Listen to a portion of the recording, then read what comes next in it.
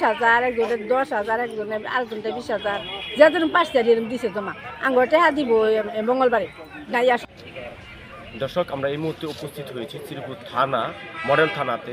এখানে একটি অপ্রীতিকর ঘটনাকে কেন্দ্র করে কাওরাত ইউনিয়ন যে দিগন্ত বাংলাদেশ একটি এনজিওর কিছু সংখ্যক অসাধু এনজিও কর্মকর্তারা ওইখানকার যে সদস্য রয়েছে, সাধারণ মানুষ রয়েছে, তাদের মধ্য থেকে অসংখ্য টাকা পয়সা, ব্যাপক পরিমাণ অর্থ লুট করে গতকালকে রাত্রে তারা পলায়ন করার চেষ্টা করেছিল। কিন্তু ওইখানকার স্থানীয়দের হাতে নাতে ধরার পরে তারা থানাতে সোপর্দ করা হয় ওই কর্মকর্তাদের।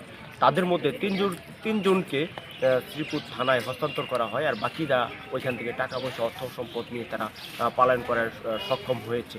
তারই ধারাবাহিকতায় আপনাদেরকে দেখানোর চেষ্টা করব। এলাকার স্থানীয় যারা এখানে এসেছে, শ্রীপুর থানায় যারা এসেছে, তাদের মুখ থেকে আমি আপনাদেরকে জানানোর চেষ্টা করব। খালা কিছু বলেন তো শুনি। সবারই এইটা আনছে, আমরা জমা দিচ্ছি, টাকা আনছে 10,000, আমার 11,500 জমা দিচ্ছি। আঙ্গুর রোববারে তো আঙ্গুর ঋণ দিব কুম্বালা মানে তার হয়তো খেলা করছি কাল্লা হুঁতাছি মারামারি কিলা কিলি আনো লাগছে, টিয়া বুঝা নিতেছে গাই এই আগর বাগর। আমরা কেরামন আমরা টিয়াটা বিজুতে পারছি। একটু পরে শুনি যে ওই যে এই লোকগুলি ব্যাংক এটা, হ্যাঁ মিথ্যা ব্যাংক, হ্যাঁ এটা প্রতারণা করে এটা করে না, এই জায়গা ফলাই দিতেছে। পরে হ্যাঁ কাউরা দিলি কয়েকজন ওই স্থানীয় লোক এরা আটকে পরে এই 3 টাকা আটকে ম্যানেজার সহ এরা টাকা নিয়ে পলাই গেছে। তাদের সাথে অল্প সংখ্যক টাকা আছে, নামগুলো বাড়িতে যে টাকা দিয়ে আনছে প্রায় লক্ষ টাকার উপরে আনছে।